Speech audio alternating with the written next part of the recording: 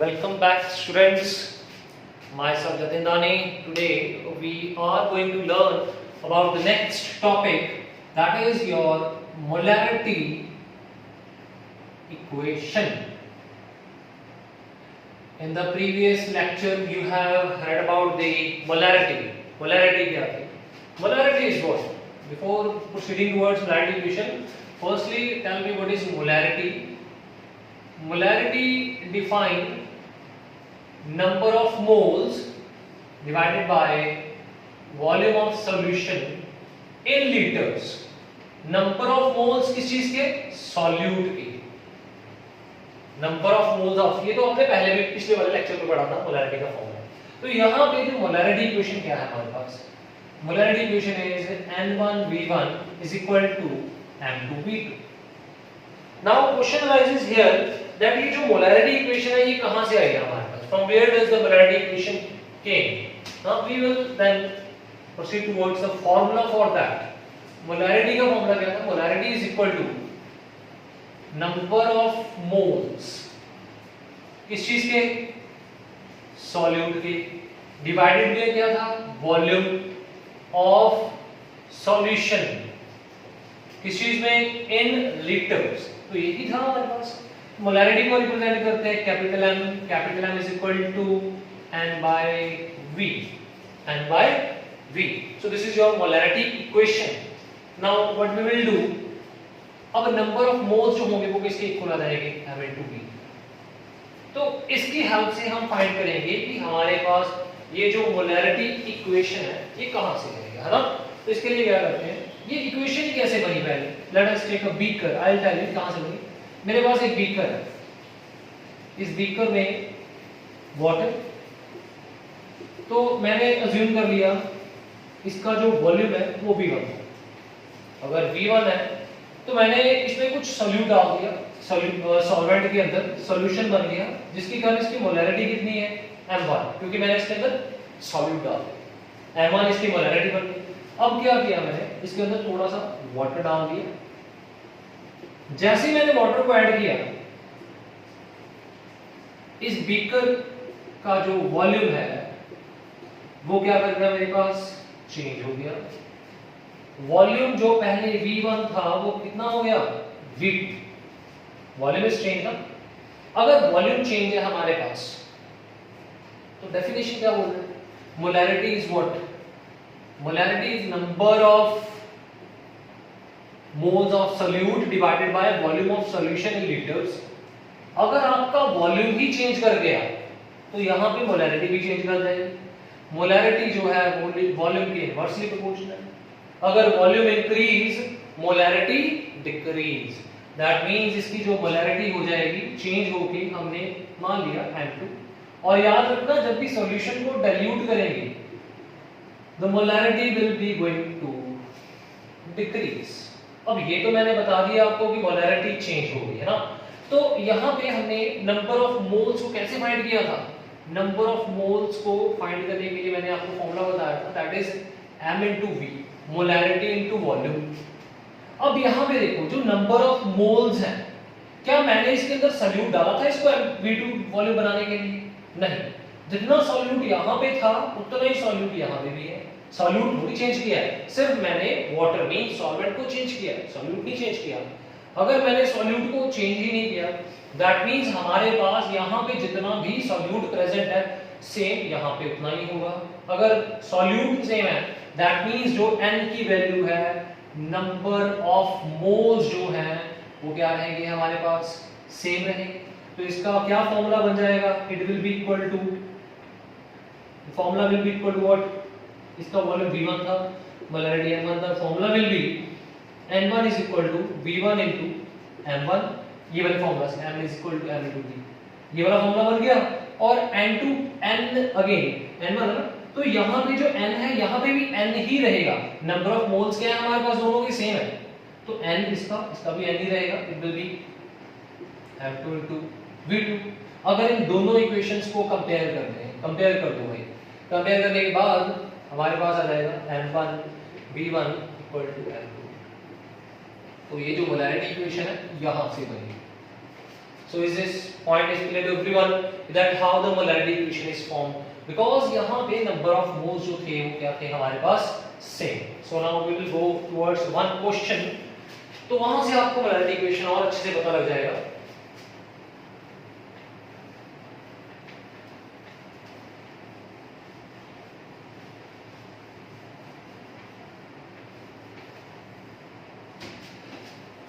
Let us say we have a solution of NaOH. NaOH का solution है, हमें दे रखा है ये 0.2 मोलर, ठीक है. कितने ml वॉल्यूम था 500 ml, ठीक है.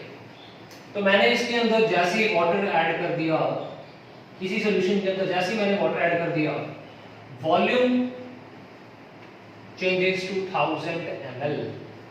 वॉल्यूम जो है वो हमारा इंक्रीज कर गया, 1000 ml हो गया. तो हमें यहाँ पे क्या फाइंड आउट करना पड़ेगा, मोलैरिटी को फाइंड आउट करना पड़ेगा. तो मोलैरिटी कितनी चेंज होगी, क्योंकि मैंने आपको बताया था कि अगर वॉल्यूम चेंज होगा तो मोलैरिटी भी क्या हो जाएगी हमारे पास चेंज हो जाएगी. तो यहाँ पे मोलैरिटी है 0.2, मतलब M1 जो है वो 0.2, M2 V1 that is volume 500 ml, ठीक है. यहाँ पे कितना हो जाएगा हमारे पास, देखिए यहाँ पे है फाइंड करनी है मोलैरिटी, और यहाँ पे जो वॉल्यूम है वो कितना हो जाएगा 1000 ml हो जाएगा, ठीक है. आप लोगों ने अगर लीटर में कन्वर्ट करना है तो भी ठीक है, नहीं करोगे तो भी कैंसिल हो जाएंगे, क्योंकि तो यहाँ पे हम इक्वेशन लगा देते हैं. कुछ लोग बोलेंगे कि दैट इसको कन्वर्ट पहले लीटर में करो, देन उसको पुट करना है. नो नीड, अगर आप लोग वैसे पुट कर दोगे तो कैंसिल ही हो जाएंगे ml. तो यहाँ पे मोलैरिटी कितनी है 0.2. तो यहाँ पे वॉल्यूम कितना हमारे पास दैट इज 500, और यहाँ पे मोलैरिटी हमने फाइंड करनी है, और यहाँ पे वॉल्यूम कितना हमारे पास 1000. इसको डिवाइड कर दो, डिवाइड करने के बाद जो आपकी मोलैरिटी है it will B 0.2 into 500 divided by 1000. We cancel, then 1, then 2, 0.1. तो यहाँ पे जो आपकी मोलैरिटी है वो कितनी आ चुकी है सॉल्यूशन की 0.1. दैट मींस जो आपकी मोलैरिटी है, पहले जो हमारे पास मोलैरिटी थी 0.2, मतलब आपका जो M2 है वो क्या हो गया, लेस हो गया, किस चीज से, M1 से less. So by this, applying this equation, we can find the molarity of the equation. Please note it down. करो इसको नोट अच्छे से.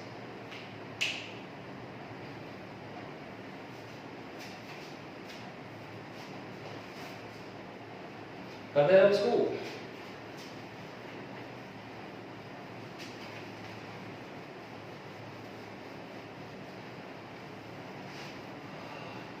Now next, let us suppose हमारे पास यहाँ पे एक बीकर है, मोलैरिटी इक्वेशन ही है अभी. एक यहाँ पे मेरे पास बीकर है, ठीक है. इस बीकर के अंदर जो लिक्विड है उसका वॉल्यूम V1. एक और बीकर है, इसका वॉल्यूम V2, ठीक है. अब मैंने इन दोनों को मिक्स कर दिया एक बड़े कंटेनर में. अब दोनों को जैसे मिक्स कर देंगे वॉल्यूम कितना हो जाएगा V1 plus V2. इसकी मोलैरिटी M1, इसकी मोलैरिटी M2, इसकी मोलैरिटी सपोज कर लो M. तो क्वेश्चन ये है कि हमने अभी M को निकालना है. तो कैसे निकालेंगे M को निकालने के लिए? तो M को निकालने का एक फॉर्मूला है, that formula is M is equal to M1 V1 plus M2 V2 by V1 plus V2. अब ये फॉर्मूला कहाँ से आया? तो इसको जानने के लिए सबसे पहले आपको वही फॉर्मूला पे आना पड़ेगा मोलैरिटी वाले. That molarity is equal to what, N by V. N by V भाई, V क्या है हमारे पास वॉल्यूम, N क्या है नंबर ऑफ मोल्स, M क्या है मोलैरिटी. अब यहाँ पे अभी ये तीनों डायग्राम हमारे पास है, इसकी मोलैरिटी निकालनी है हम लोगों ने. कैसे निकालेंगे इसकी मोलैरिटी? तो इसकी मोलैरिटी को निकालने का तरीका है ये वाला फॉर्मूला. ये फॉर्मूला क्या बोल रहा है कि N जो है number of moles mass into volume के इक्वल है, ठीक है. अब देखो यहाँ पे मोलैरिटी M1 V1, ठीक है. नंबर ऑफ मोल्स जो है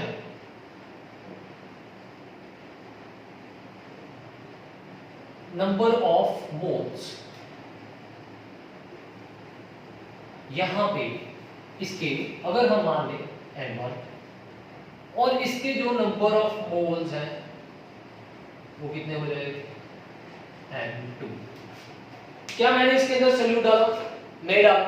मतलब सोल्यूट अगर नहीं ऐड किया तो सोल्यूट के जो मोल्स हैं वो n1 ही रहेंगे और n2 ही रहेंगे। अगर इनको हम मिक्स भी कर देंगे, मिक्स करने के बाद कितने हो जाएंगे n1 + n2।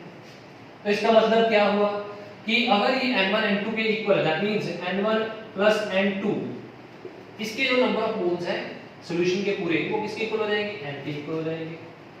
तो हमने कौन सा फॉर्मूला लगाना है? ये वाला फॉर्मूला लगाएंगे, n = mv। n1 किसके इक्वल हो जाएगा यहां से? n1 = m1 * v1, n2 किसके इक्वल हो जाएगा? m2 * v2। और यहां पे जो n है वो किसके इक्वल आ जाएगा? m * v के इक्वल आ जाएगा हमारे पास, ठीक है। तो अभी यहां पे जो v है वो दोनों का वॉल्यूम का कॉम्बिनेशन v1 + v2। अब हमने इसको फाइंड करना है। इसको फाइंड कैसे करेंगे? ये जो टर्म है इसको नीचे ले जाइए, m1 v1 + m2 v2 divided by v1 + v2। ये बन गया हमारे पास। So this is the formula. और इस फॉर्मूला की हेल्प से हम क्या कर सकते हैं? किसी भी दो सॉल्यूशन को मिक्स कर दिए, एक और सॉल्यूशन बन गया, उसकी मोलैरिटी को क्या कर सकते हैं हम लोग? फाइंड आउट कर सकते हैं। अभी हम चलते हैं नेक्स्ट टॉपिक पे। पहले आप इसको अच्छे से नोट कर लीजिए जल्दी से, अच्छे से notes banana please.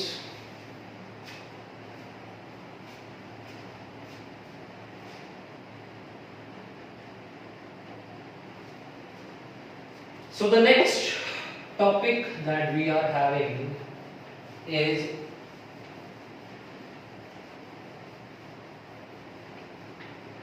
mole fraction.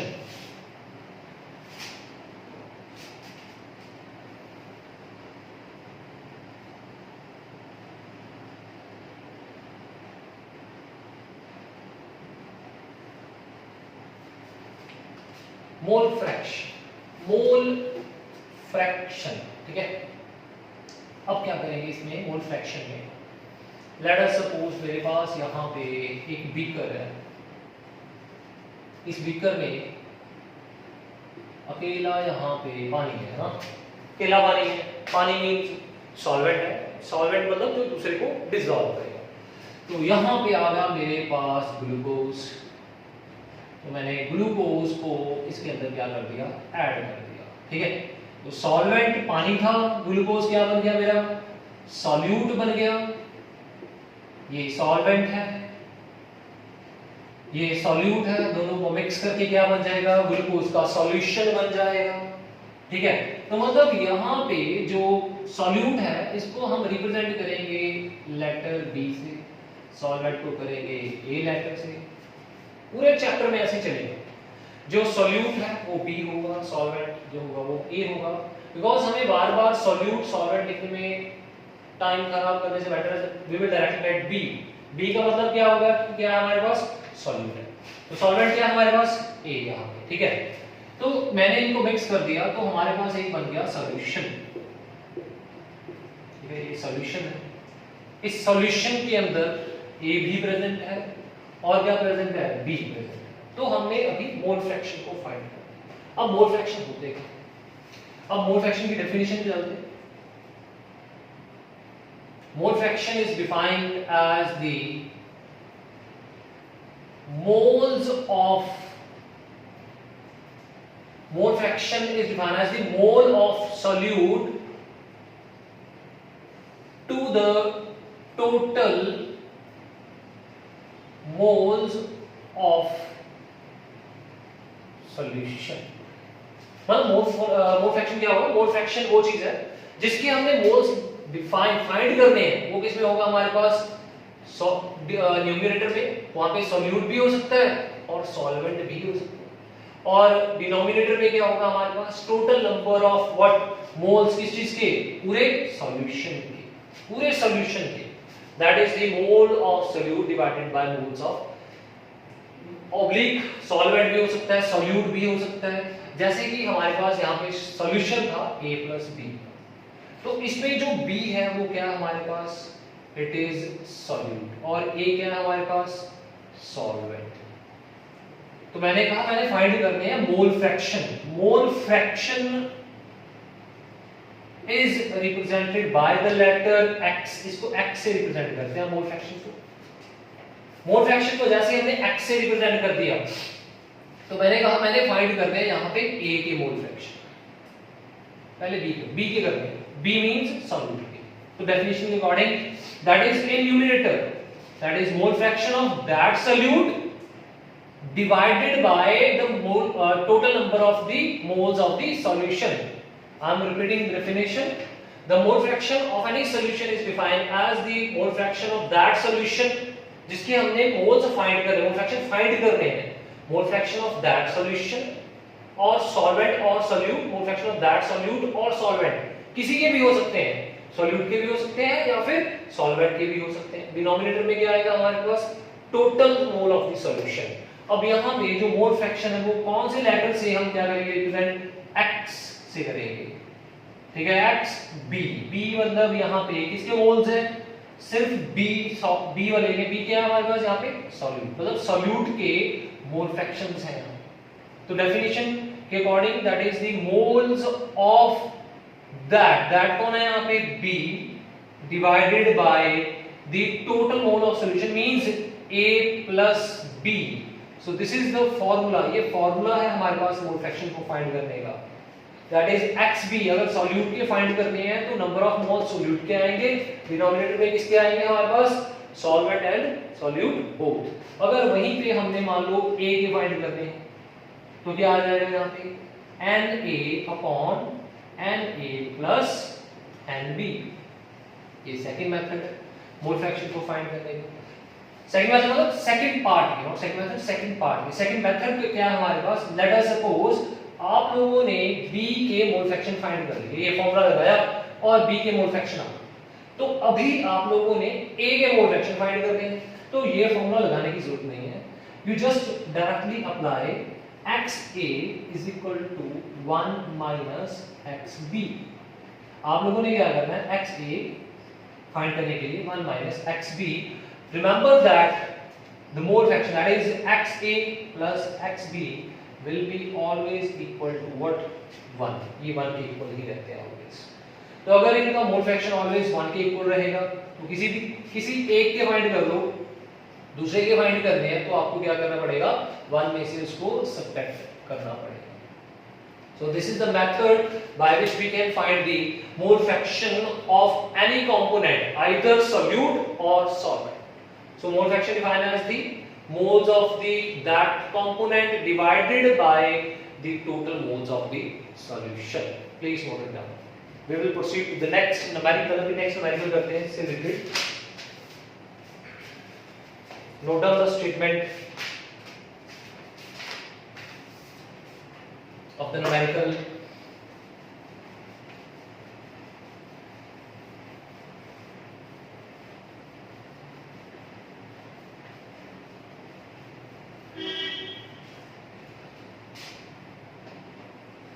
Calculate the mole fraction of ethylene glycol।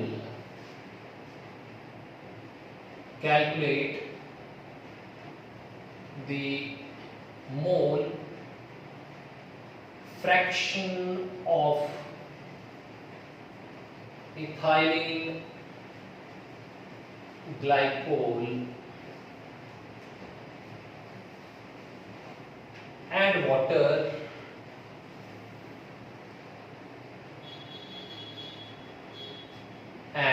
water in a solution containing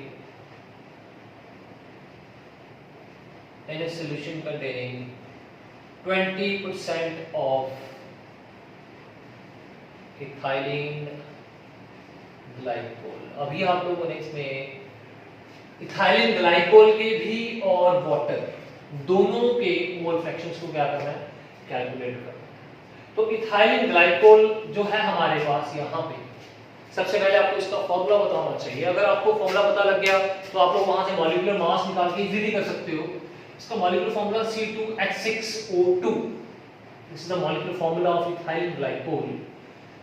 that is, अब देखो यहाँ पे नेक्स्ट क्या होगा हमारे पास, C मास 12 देन H1 ऑक्सीजन कितना है 16, इसका मॉलिक्यूलर मास फाइंड कर दो, कितना होगा molecular mass, it will B 12 to 24 plus 6 plus 16 to 32 then 4 then 10 then 12 then 3 then 2 5 62.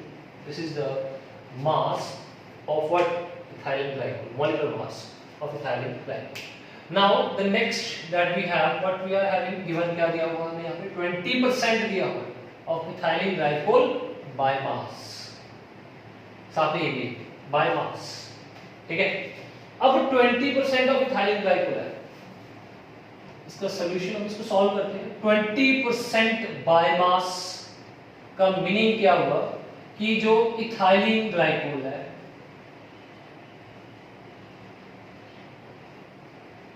वो कितने ग्राम है, 20 ग्राम, ठीक है। और जो हमारे पास यहाँ पे वाटर होगा वो कितने परसेंट होगा, 80 होगा, बायोमास होगा तो 80 ग्राम बन जाएगा, ठीक है। अभी इसके बाद दोनों के हमें क्या फाइंड करने पड़ेंगे, मोल्स फाइंड करने पड़ेंगे। तो मोल्स क्या होंगे, N, ये होगा ethylene glycol small n by capital N। Small n क्या होता है, गिवन मास, कितना गिवन मास 20 डिवाइडेड बाय 62, ठीक है।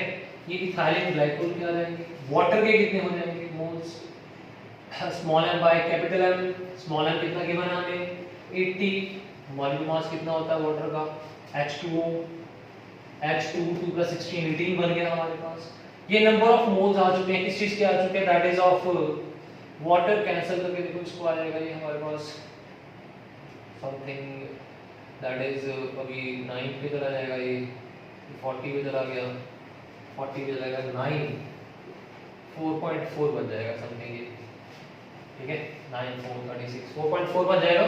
और इसकी कटिंग कर लो 10 then 32, ये बन जाएगा लगभग बन जाएगा 0.3 330 then 32 then 0.3 बन जाएगा हमारे पास लगभग 0.3 के नियर अबाउट हो जाएगा 30 then 30 100 यस 0.3 100 बन जाएगा, 0.3 के नियर अबाउट होगा। तो हमने मतलब इथाइलिन ग्लाइकोल के भी मोल्स फाइंड कर लिए और वाटर के मोल्स भी फाइंड कर लिए। मोल्स फाइंड किए हैं, क्वेश्चन में क्या बोला गया, मोल फ्रैक्शन फाइंड करना। तो मोल फ्रैक्शन को फाइंड करने का फॉर्मूला क्या था हमारे पास, अगर मैंने सॉल्यूट को मैंने बोला कौन से लेटर से, बी से रिप्रेजेंट करेंगे। तो यहाँ पे ऊपर किसके मोल आ जाएंगे, बी, मतलब क्या हो गया हमारे पास इथाइलिन ग्लाइकोल, ठीक है। डिनोमिनेटर में क्या आ जाएगा a + b, ethylene glycol.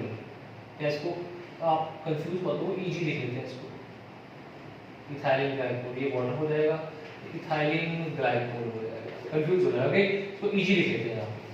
NEG, number of moles of ethylene glycol, कितने हमारे पास 0.3, और इसके कितने हमारे पास, वाटर के कितने, दैट इज 4.4, और इथाइलिन ग्लाइकोल के 0.3। Now we have 0.3 divide by 4.7, ethylene glycol के हमारे पास डिवाइड करके आ जाएंगे 0.068, डिवाइडेशन के बाद 3 देन 40, ये पॉइंट से पॉइंट कैंसिल हो जाएगा, 0.068 आ जाएगा। अभी हमने किस चीज के फाइंड आउट करने हैं, मोल फ्रैक्शन अभी फाइंड करेंगे वाटर के।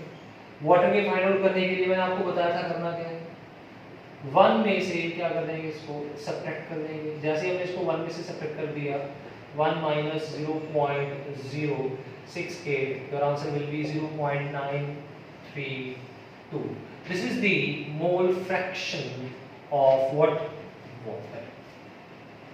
So we have completed the topic, that is the mole fraction, how we can calculate the mole fraction of a solute and solvent. Please note it down. And remember that mole fraction is a unitless quantity, because mole fraction जो है हमारे पास number of moles divided by number of moles होते हैं। मोल और मोल क्या हो जाएंगे, cancel हो जाएंगे, इसके कोई भी क्या नहीं होंगे हमारे पास, यूनिट्स में होंगे। Please note it down. After that we will go towards the next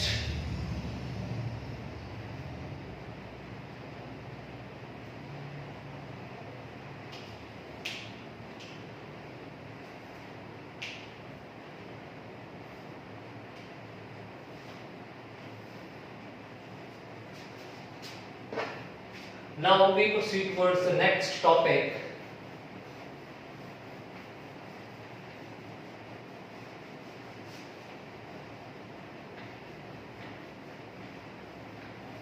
Next topic is molarity.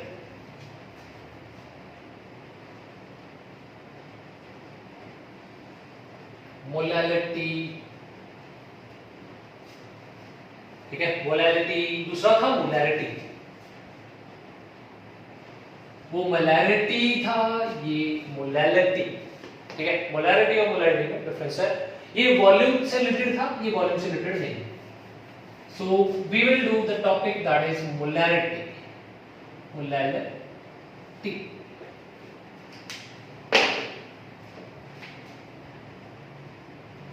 molarity is defined as number of moles of solute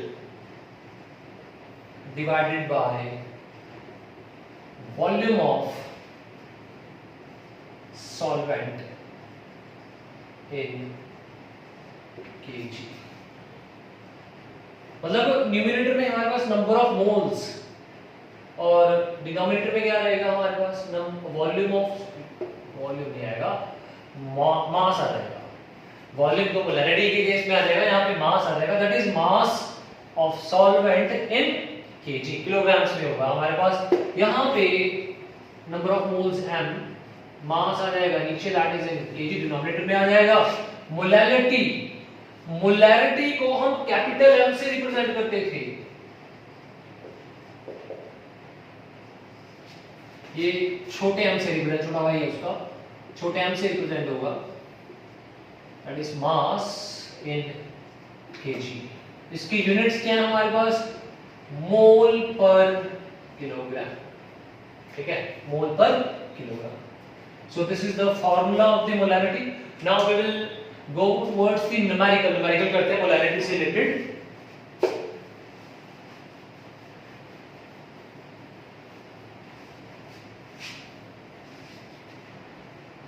Let us suppose हमारे पास यहां पे एक सॉल्यूट है, सॉल्यूट का मास दे रखा है, solute is NaCl, NaOH 0.4 grams, dissolve, इसको mix लिख लो, mixed with low dissolve, mixed in a solution of, solution है 2 grams, 2 gram, find the molality of solution। अब सॉल्यूशन की मोलैरिटी फाइंड करें, मोलैरिटी फाइंड करें, मोलैरिटी, ठीक है। तो फॉर्मूला वही, मोलैरिटी का फॉर्मूला लगाएंगे, मोलैरिटी का फॉर्मूला क्या आएगा, नंबर ऑफ मोल्स, इसके क्या लाएंगे, सॉल्यूट के डिवाइड किस चीज से हो जाएगा, डिवाइड हो जाएगा mass of solvent in kilograms. तो यहां पे देखो नंबर ऑफ मोल्स को फाइंड करते हैं। सबसे पहले NaOH, नंबर ऑफ मोल्स को फाइंड करने का way, that is small m by capital M। Small m given mass कितना हमें 0.4, capital M molar mass, NaOH Na23 plus 16 plus 1, oxygen का 16 1 हो जाएगा, प्लस करने के बाद आ जाएगा हमारे पास 40 आ जाएगा। तो पॉइंट यहां पे चला गया, नीचे आ गया 10, 1/100, 0.01, ये आ गया हमारे पास नंबर ऑफ मोल्स। अब mass of solvent in kilogram होना चाहिए, तो यहां पे पहले सॉल्यूशन दे रखा है, सॉल्यूशन कितना दे रखा है हमने 2 ग्राम।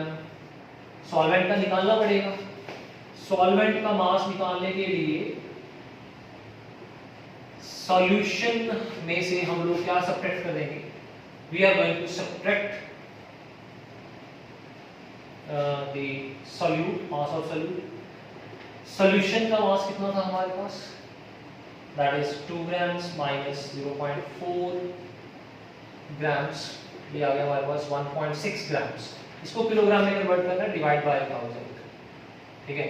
और जैसे इसको मैंने 1000 के साथ डिवाइड कर दिया, हाँ, तो ये किलोग्राम में कन्वर्ट हो गया हमारे पास, ठीक है। अब नेक्स्ट जो है वो हमने सॉल्वेंट का मास भी निकाल दिया, ये वाला नंबर ऑफ मोल्स भी है हमारे पास, मोलैरिटी निकाल,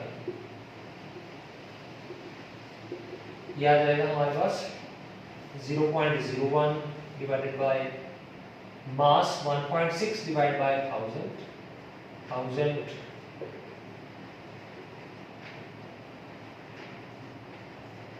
1.6000 न्यूमरेटर में चला गया, पॉइंट ये नीचे आ गया, 100 ये पॉइंट यहाँ से चला गया 10 पर, ये 0 कैंसिल हो गई हमारे पास, ये आ जाएगा हमारे पास 100 बाय 16, ये चला गया 4 2 देन 5 देन 4, और इसको डिवाइड कर देंगे 6.28 मोल पर kg.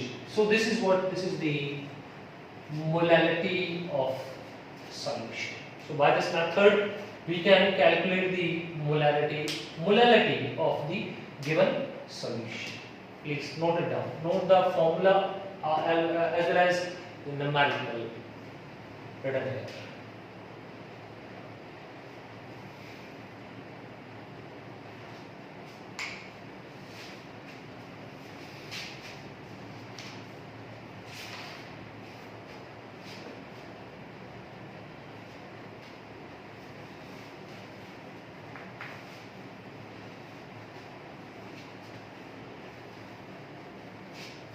Noted.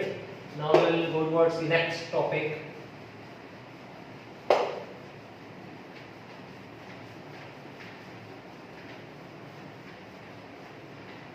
Next topic is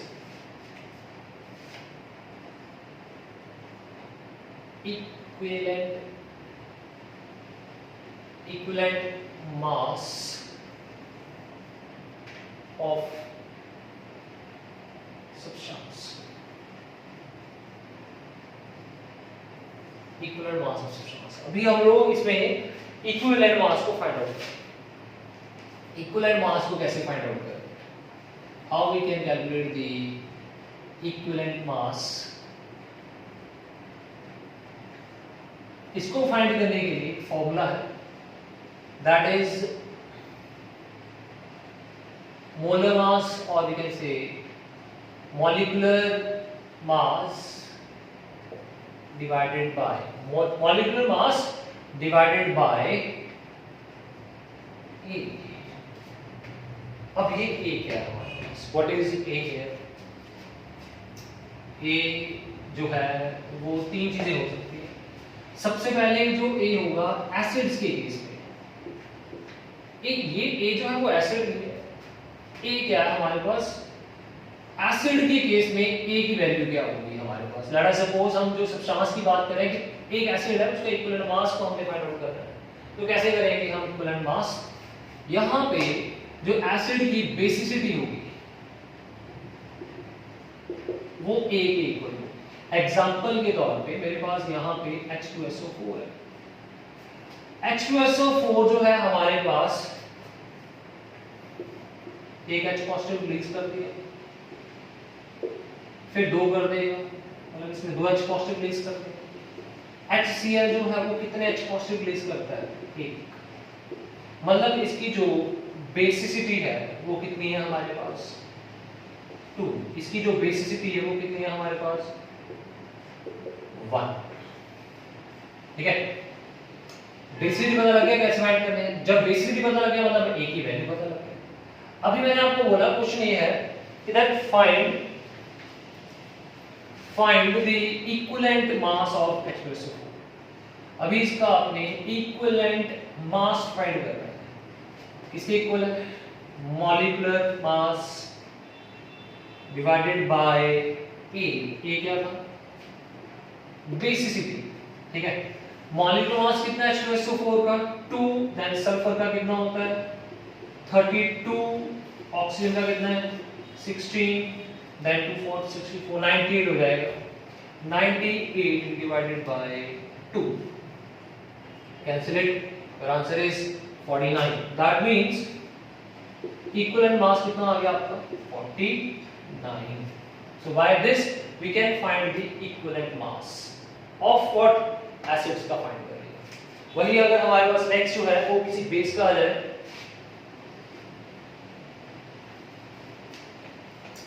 इसका बाद में करते हैं, पहले ये देखो एक एग्जांपल है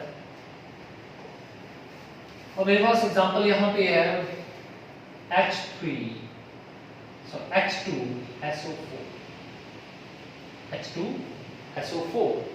अब इसकी जो रिएक्शन है,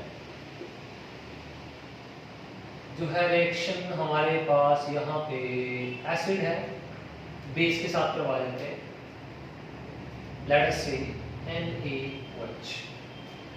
जब NaOH के साथ इसकी रिएक्शन जो है वो हो रही है, तो इस रिएक्शन में हमारे पास सॉल्ट, ये है हमारे पास बेस है, ये एसिड है, इसकी जो एसिड की वो कितनी है हमारे पास, इट इज योर क्या बन जाएगा यहाँ पे देखो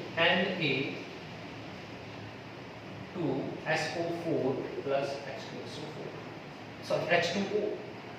तो मतलब यहाँ पे जो मेरा एसिड था इसने क्या कर दिया, दो H पॉजिटिव रिलीज कर दिए और दोनों की दोनों इसके पास चले गए.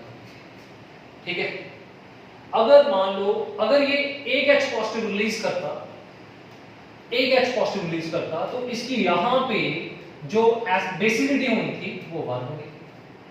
जरूरी नहीं है कि जो H2SO4 है उसकी जो एसिड बेसिसिटी है ऑलवेज 2 रहेगी. कुछ केसेस ऐसे भी हैं जहां पे आपके जो H2SO4 की बेसिसिटी है वो 1 भी होगी. और ऐसे कौन से केस हैं जहां पे जाके इसकी जो बेसिसिटी है वो 1 हो जाएगी, वहां पे लाइक एग्जांपल है मेरे पास यहाँ पे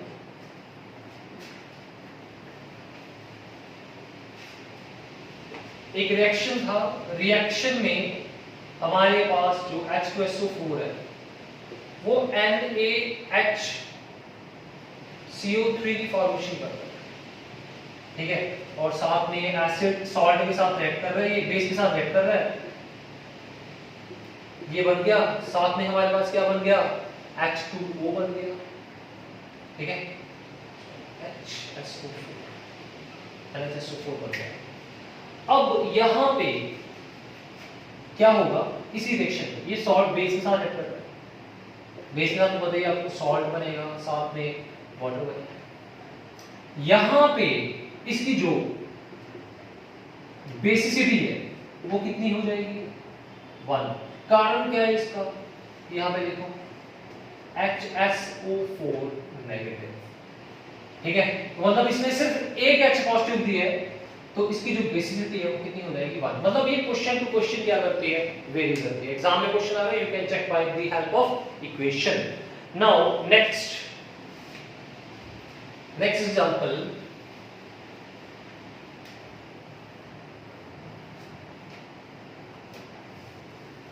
we are having here H3PO4 H3PO4.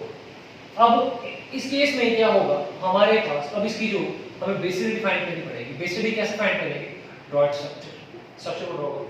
B centre में डबल O यहाँ पे. ठीक है, सिमिलर एक और कंपाउंड भी है यहाँ पे जो है P3.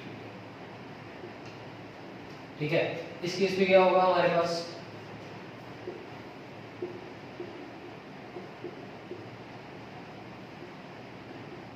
और एक H यहाँ पे.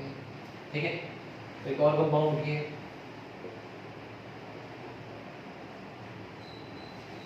इसमें क्या होगा,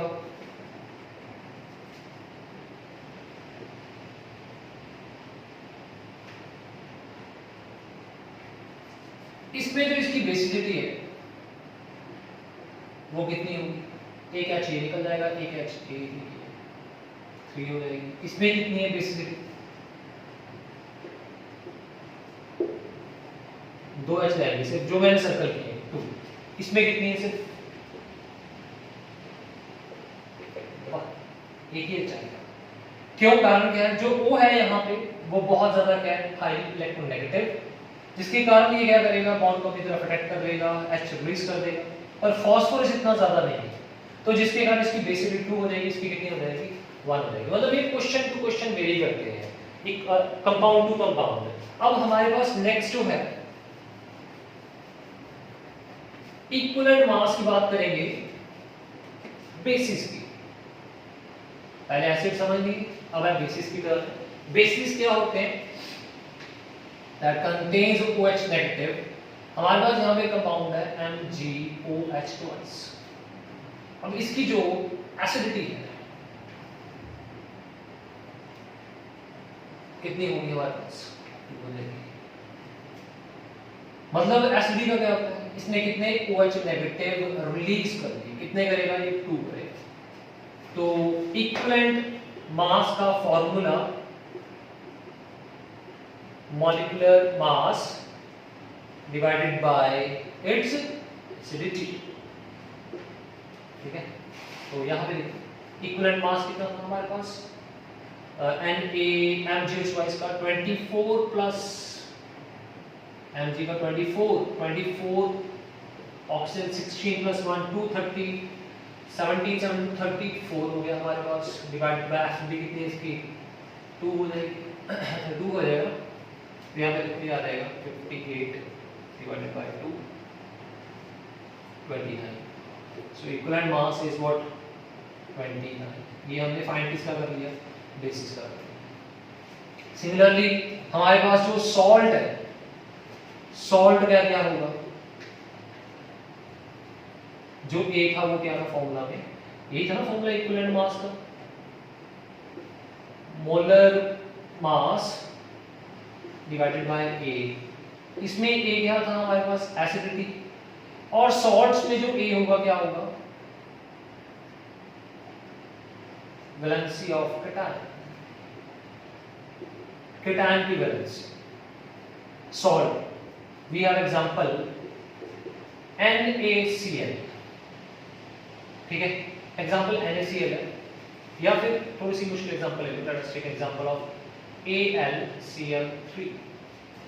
अब AlCl3 में जो कैटायन कौन सा है? Al के ऊपर कितना चार्ज आ जाएगा? 3 पॉजिटिव।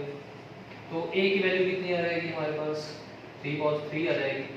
ठीक है, उसी तरीके से हमारे पास एक और भी है AlOH3। ठीक है, AlOH3, इसमें भी सेम ही होगा। अगर हम एक और एग्जांपल ले लें,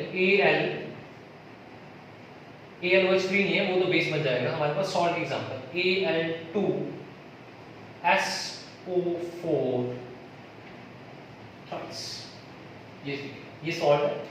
अब इसमें जो एल्युमिनियम है इसकी वैल्यू कितनी होगी हमारे पास? A की वैल्यू कितनी होगी हमारे पास? इसमें तो A की वैल्यू 3 है।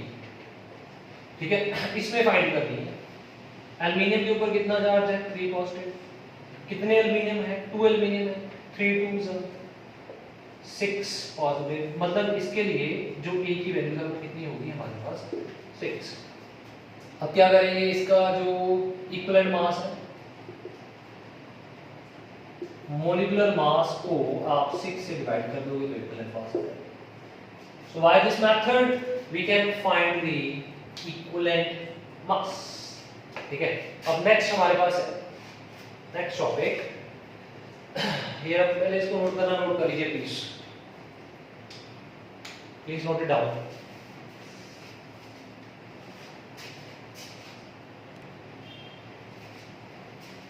नेक्स्ट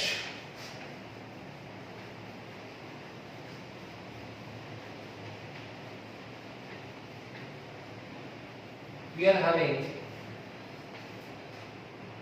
इक्विवेलेंट मास को कर लिया बेटा आपने। अभी नेक्स्ट है ग्राम इक्विवेलेंट मास। अभी gram equivalent mass gram equivalent mass को फाइंड करने के लिए आपको एक फॉर्मूला दिमाग में रखना पड़ेगा। ये इक्विवेलेंट मास है यानी ग्राम इक्विवेलेंट मास। क्या होगा formula? It is given mass divided by equivalent mass. Given mass divided by equivalent mass. ठीक है, given mass divided by equivalent mass. जैसे आप लोग ना, एक टर्म थी पहले आप लोगों ने पढ़ी थी, that is what? Molarity. Molarity किसके इक्वल था?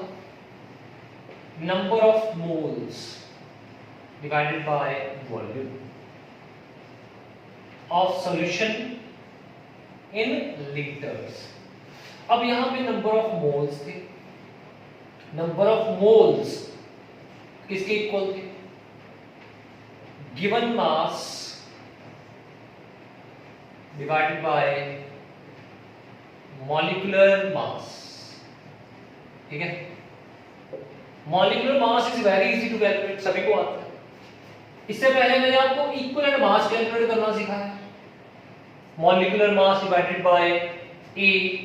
ठीक है, एसिड के केस में बेसिसिटी, बेसिस के केस में एसिडिटी, सॉल्ट के केस में जो इसके कैटायन के ऊपर वैलेंसी होगी उसे डिवाइड कर देंगे। तो यहाँ पे given mass divided by equivalent mass, तो नंबर ऑफ मोल्स तो ये अलग है, ये अलग है। ठीक है, लेकिन number of moles given mass by molecular, यहाँ पे क्या देखो, gram equivalent mass given mass divided by equivalent mass. तो मेरा मतलब यहाँ पे गिवन मास सेम है। नंबर ऑफ मोल से क्या कैलकुलेट करते हैं? मोलैरिटी। वैसे ही हम लोग यहाँ पे जो ग्राम इक्विवेलेंट मास है उससे एक और टर्म को फाइंड आउट करेंगे, that is what? Normality. Normality, normality किसके इक्वल हो जाएगा? ये हमारे पास है gram equivalent mass divided by volume of solution in litres. मतलब क्या होगा कि हमने यहां पे पहले ग्राम इक्विवेलेंट मास फाइंड करना है, ग्राम इक्विवेलेंट मास के बाद क्या फाइंड करेंगे? वॉल्यूम ऑफ सॉल्यूशन किसमें फाइंड करेंगे? हम लीटर्स में क्या करेंगे? फाइंड आउट करेंगे। ठीक है, तो देखो normality, gram equivalent, volume of solution देखो सेम, सिर्फ एक चीज का डिफरेंस है, ग्राम और यहाँ पे मोल्स। मोलैरिटी के लिए आप मोल्स कैलकुलेट करते हो, नॉर्मैलिटी के लिए ग्राम इक्विवेलेंट कैलकुलेट करते हो। ग्राम इक्विवेलेंट का formula given by equivalent number of mole का formula given by molecular. Equivalent mass अभी आपको करवाया था, कैसे फाइंड करते हैं?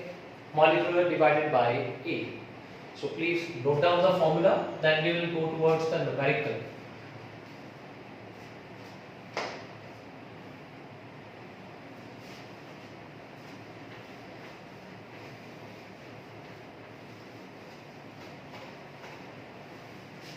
हमारा नेक्स्ट न्यूमेरिकल हमारे पास है related to normality. Let us suppose मेरे पास एक यहाँ पे H2SO4 है, ठीक है, सॉल्यूशन है 98% बाय मास H2SO4। ठीक है, गिवन मास दे रखा है हमें यहाँ पे। तो इसके बाद अभी क्या करना है, हमने सॉल्यूशन की हमें डेंसिटी दे रखी है, डेंसिटी ऑफ सॉल्यूशन दे रखा है लेट अस सपोज 2 दे रखा है, 2 ग्राम पर सेंटीमीटर क्यूब। ठीक है, फाइंड बोल दिया उसने करने के लिए नॉर्मैलिटी। अब नॉर्मैलिटी का फॉर्मूला क्या था?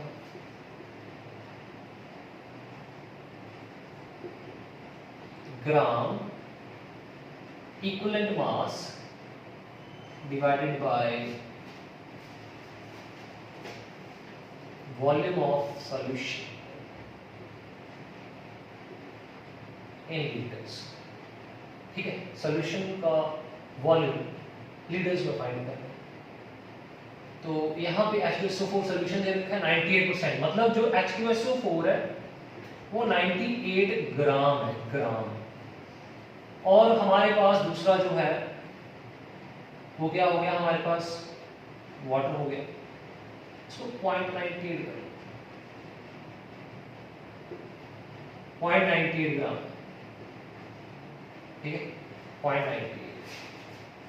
अगर 0.98 करेंगे तो वाटर हमारे पास चला जाएगा, कैलकुलेशन मुश्किल हो जाएगी, आप लोग इसको थोड़ा सा चेंज कर लो, let it be instead of 98 आप इसको बोल लो 49%, 49% करो, that will be easy, calculation करने के लिए इजी हो जाएगा। 49 ग्राम हो जाएगा हमारे पास H2SO4। अगर 49 ग्राम H2SO4 है तो वाटर कितना हो जाएगा हमारे पास 51, अगेन ये इसमें हो जाएगा ग्राम में, ठीक है। तो अभी आपने करना क्या है, ग्राम, सबसे पहले ग्राम इक्विवेलेंट मास फाइंड करना है, gram equivalent mass, gram equivalent mass. Gram equivalent mass का मैंने फॉर्मूला भी बताया था आपको पहले कि इसको हमने नंबर ऑफ मोल्स के जैसे कंपेयर करना, that is given mass divided by equivalent mass. तो इसके लिए एक और चीज निकालनी पड़ेगी, इक्विवेलेंट मास। तो इक्विवेलेंट मास बताया था अभी, इसके इक्वल होता है मॉलिक्यूलर मास डिवाइडेड बाय, ये एसिड है, एसिड की क्या हो जाएगी बेसिसिटी। अब मॉलिक्यूलर मास कितना है हमारे पास, what is molecular mass H2SO4 का, H2SO4 का मॉलिक्यूलर मास यू नो, इसका 2 to 4 2 हो जाएगा, 32 plus 64 ये बन जाएगा हमारे पास 98 बन जाएगा। 98 डिवाइडेड बाय बेसिसिटी, कितने H पॉजिटिव देगा H2SO4, 2 H पॉजिटिव देगा, तो डिवाइड बाय 2 हो जाएगा, कितना हो जाएगा 49। तो इक्विवेलेंट मास कितना हो गया 49 हो गया हमारे पास। अब नेक्स्ट है, ये 49 हमने फाइंड कर लिया इक्विवेलेंट मास। इक्विवेलेंट मास के बाद ग्राम इक्विवेलेंट फाइंड करेंगे।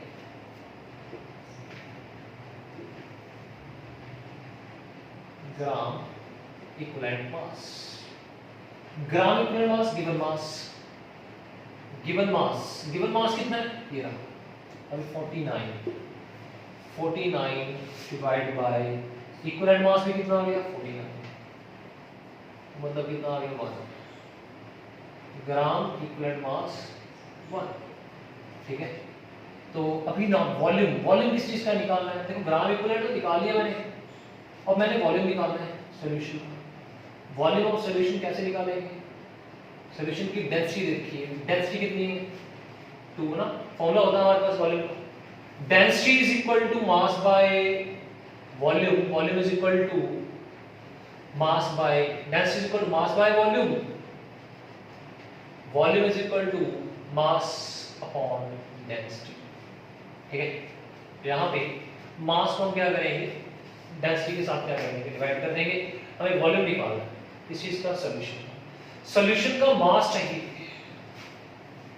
देखो 49% था सिर्फ H2SO4, सॉल्यूशन का टोटल, फिर सॉल्यूशन का कितना हो जाएगा, सॉल्यूशन देखो अगर H2SO4 49 है, वाटर 51 है, दोनों को प्लस कर दो, कितना हो जाएगा मास 100 ग्राम हो जाएगा। सॉल्यूशन का मास कितना हो गया 100 ग्राम, डिवाइड बाय डेंसिटी कितनी होगी 2, कटिंग करके कितना आ गया वॉल्यूम 50 सेंटीमीटर क्यूब आ गया, इसको लीटर में चेंज करो, 50 डिवाइडेड बाय 1000 कितना आ गया 0.05 लीटर। ये क्या चीज आ गई हमारे पास, वॉल्यूम ऑफ सॉल्यूशन। अभी एक चीज रहेगी हमारे पास निकालने के लिए, कौन सी, नॉर्मेलिटी।